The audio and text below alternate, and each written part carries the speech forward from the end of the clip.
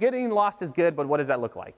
So since I'm part scientist, I have to throw in a science quote from Isaac Asimov. And he said, the most exciting phrase to hear in science, the ones that heralds new discoveries, it's not eureka, I have found it, but rather, that's funny. And so this is true in science, but I think it can be true in customer discovery.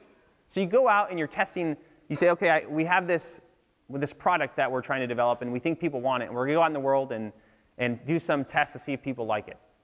But if you're not going out there expecting to find something that you're not looking for, then you're making a huge mistake. So for me, one of the reasons I have this quote is because I thought I'd do a quick demo.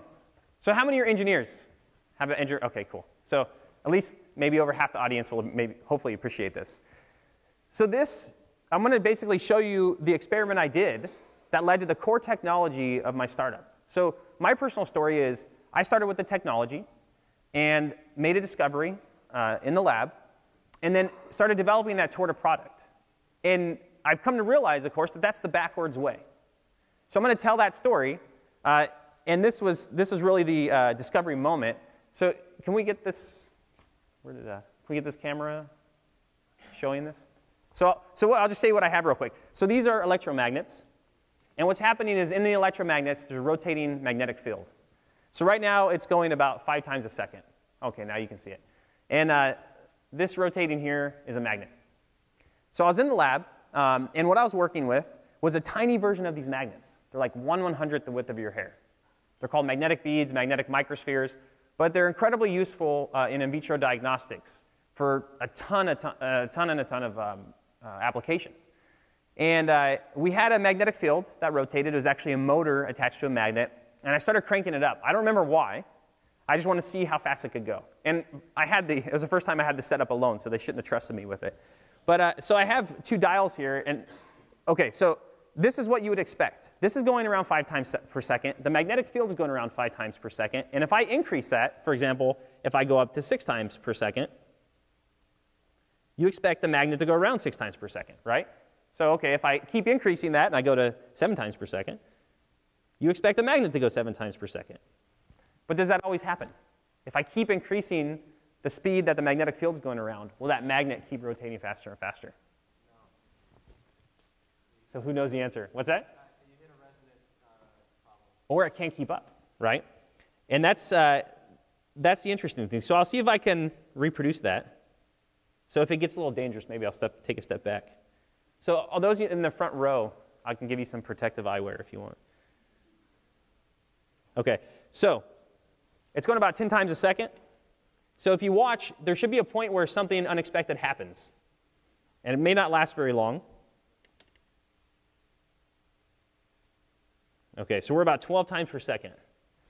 Let's see if it does it. The beautiful thing about science demos is they never work. And then you appreciate more when it does work. It's all part of the demo.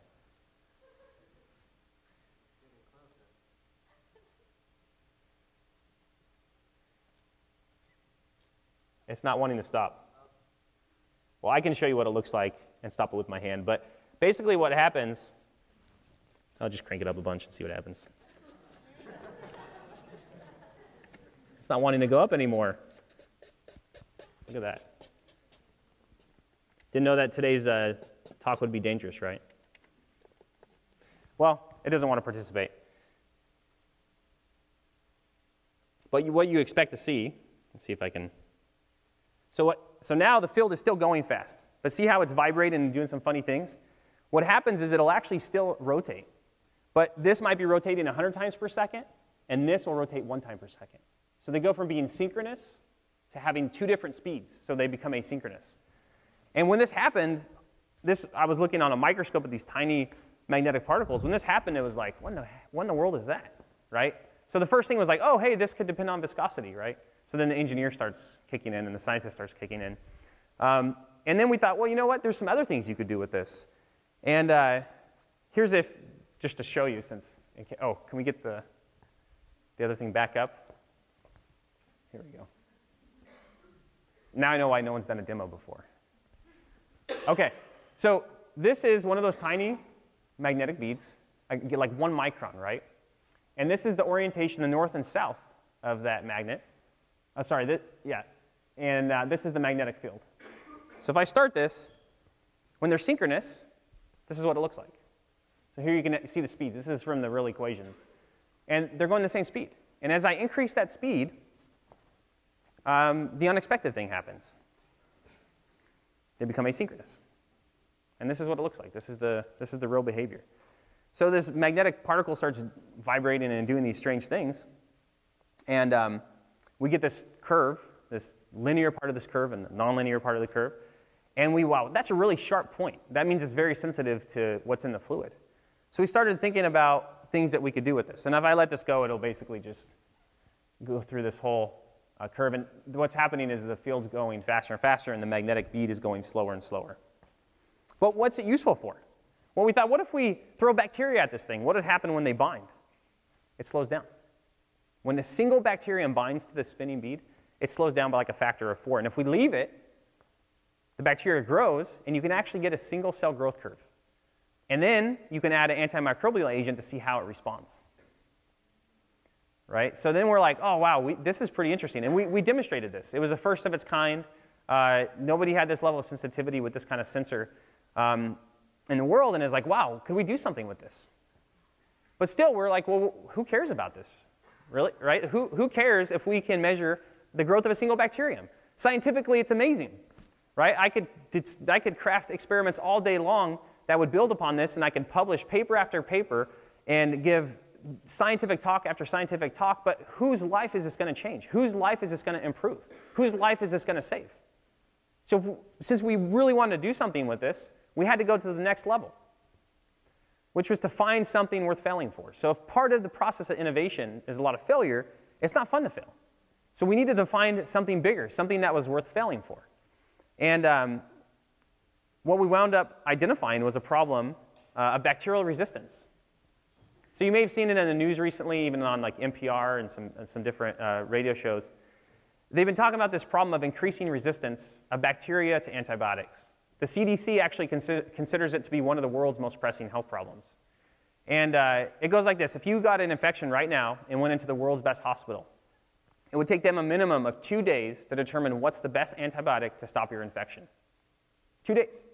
So do the doctors, clinicians wait 2 days to give you an antibiotic? No. They prescribe something to you immediately if they suspect that you have an infection. But they don't know with absolute certainty that the antibiotic they're giving you is even the right one. And so as a result, we overly expose bacteria to antibiotics, and they become more and more resistant. On average, when a new antibiotic is released, it takes something like 5 years for infections to start becoming resistant. And there's really a two-pronged solution. One is we need new antibiotics, which there's not a lot being developed right now because they're not cost-effective for pharmaceutical companies. But the other is we need a new diagnostic to determine how to use those new antibiotics. So we looked at this and thought, wow, this is a big problem, right? And you can get excited about this. There's 100,000 deaths per year in the US from bacterial infections. Many of those are resistant to one or more antibiotics. So we have this big problem we're excited about. We have something, wow, we can latch onto this, right? We're thinking big. But still, who cares? Who cares about this? Whose problem are we really solving with this technology and going after this problem? Anyone want to take a guess? If we develop this diagnostic, whose problem is it really? Lab tech. Right on, lab tech. So what did we do? Oh, I have to do this quote first. There's a way to do it better. Find it. Can't get more brief than that, I guess.